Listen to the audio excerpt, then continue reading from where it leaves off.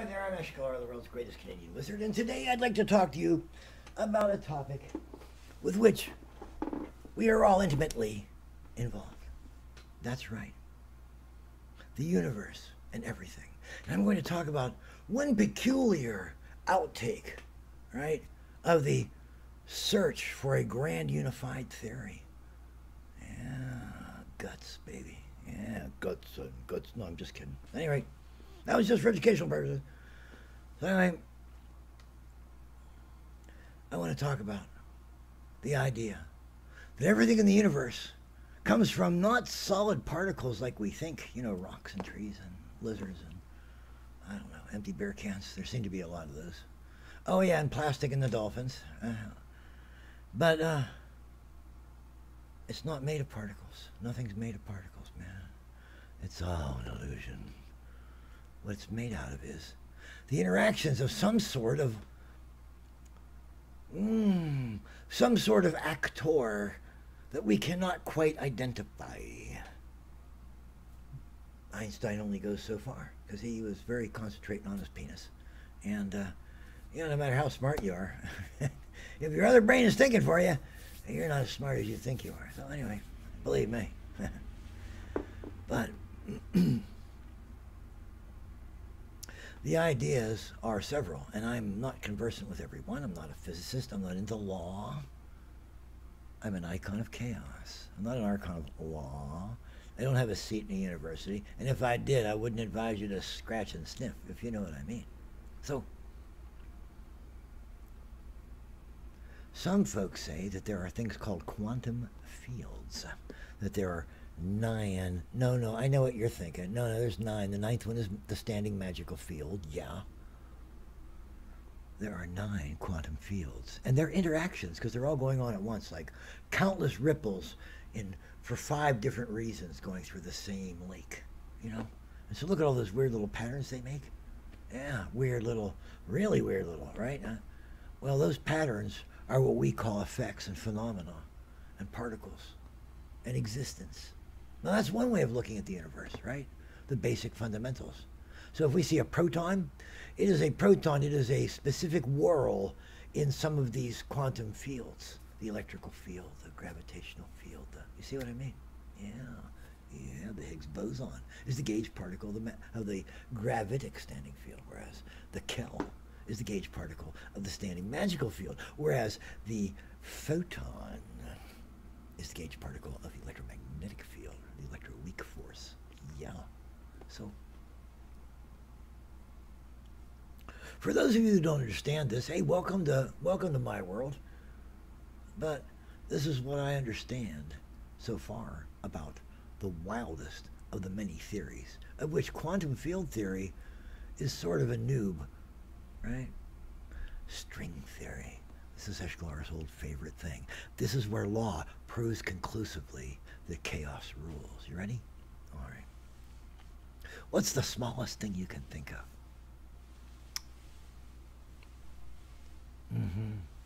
Yeah. Penis jokes aside. What's the smallest thing you can conceive of? An atom? A proton? A quark within that proton? Are quarks made of more fundamental particles? Because there is now a group in the field that are seeking answers to that possibility. Of course, the idea is to further parse everything down until you come to some ultimate thing that makes up everything, which there is. It's called imagination. And for those of you that don't have it, welcome to law. Oh, I win. So anyway. Oh, but ask me to calculate the money in my bank. I'm lost. So you win. I hate that balance, don't you? Yeah, I did too. So at any rate, below the smallest thing that you can conceive of, there is a condition where you can interact with the universe as tensions in a basal field that's below the quantum effects.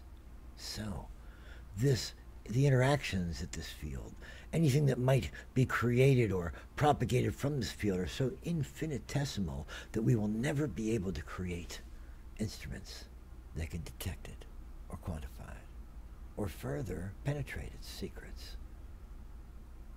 Because humans are limited, man. Science pretends we can go on forever, but law lies. Chaos might tell you the truth. But law, because it lies, it always lies. Remember the first rule of law. Everything I say is a lie. So anyway, down at this level, where the essential energy budget of the universe is expressed, is a basal tension in a textured matrix, a textured continuum, that the universe that you see as being made of things is really a textured energy field. Yeah. And each little crinkle is energy potential. Each little valley is like not much energy potential. And all this stuff, all these crinkles, is energy, real energy. You know, like a piece of memory plastic, you crumple up, and it goes like, that represents energy. I spent too much time in my coffin today. But anyway, this basal tension gives rise to things that we would consider particles. Now, some people say that's broadening the definition of particles, but science has never been guilty of doing anything like that before, so I think we can safely ignore it. End them. Forever. Go find another job, be a milkman. But so, anyway, talking to you smart guys. This basal tension creates an elementary effect that we would consider a particle because it is a non-infinitesimal point. In other words, it is not a mathematical point which has no physical dimension. It is a discrete object that has physical dimensions, however tiny. And that's the problem with most physics. Most physics has always dealt with the fact that small particles are dots. They're just virtual things. They're not real. And the problem is many of them are real. And so they have to be expressed for an accurate model to be made as non-infinitely small dots. They have shape, they have size, they have impact on their universe beside the one you're measuring for. That's the problem with law. Blinders on the soul. Oh, it must have been a brisket last night, I'll tell you what. So anyway, these non-point objects that appear at this tiny basal tension level are called strings. And they're not tiny. I mean, they're teeny tiny, teeny little, very teeny tiny, and then down, and then down, and then down, and then very small. But they are still discrete objects. They are not just a point drawn by some mathematician on a graph on x, y, z, omega axis. Because you'll have to have time. So anyway,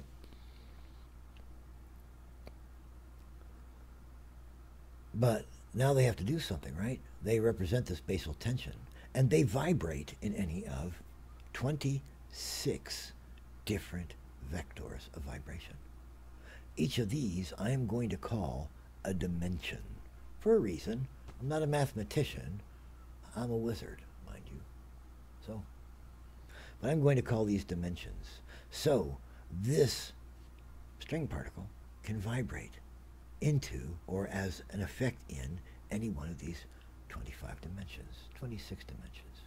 27 if you believe that Pornhub deserves its own dimension. Shout out for Pornhub? No? What do you people watch on television? So anyway,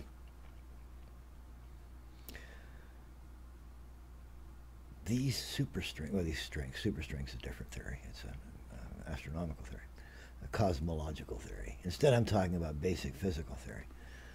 So these strings are teeny, tiny, teeny, but they can vibrate in any of 26 different dimensions. 25 if it's a low-budget year. And these effects in each of these discrete dimensions create cascades, reverse cascades from the very small to the very large. And when they get to a certain point, they become an event in our macro universe, like a quark. Yeah. Yeah. Like, where do electrons come from? Or is there only one? For those of you that think that that's bullshit, you should really look into it. There is a very nice thought experiment that suggests that there is only one electron. I urge you all to look into it. It's a lot of fun. It's a lot more fun than Socrates and all them liars were. You know? Aristophanes was right. Drink the hemlock. Make the world a better place, you bum. So, hey, read Symposium. Read the Greek, you people. He was a bum. He was also a hooker, so you know. Socrates was a hooker. That's what the Symposium is all about. How the big prize-winning athlete talks about, well, he used to be in the trenches and Socrates had spread the cheeks for him. Read Symposium, this thing that all the scholars hold up as this high achievement of writing, is Brokeback Mountain in 500 BC. So anyway, old Eshkalar don't have to lie. I don't have a sponsor. And if you don't know why that's funny, you ain't been paying attention. So anyway, these strings create macro effects, like quarks, like the interactions between quarks, perhaps. And the quarks are even further up that chain of, you know, macro effect, that reverse cascade from the very small to the very large. Yeah. And that's, in basis, called string theory. Right. That the basic functions that we consider to be the universe are all manifestations of the basal tension of that universe, which expresses the energy budget of that universe.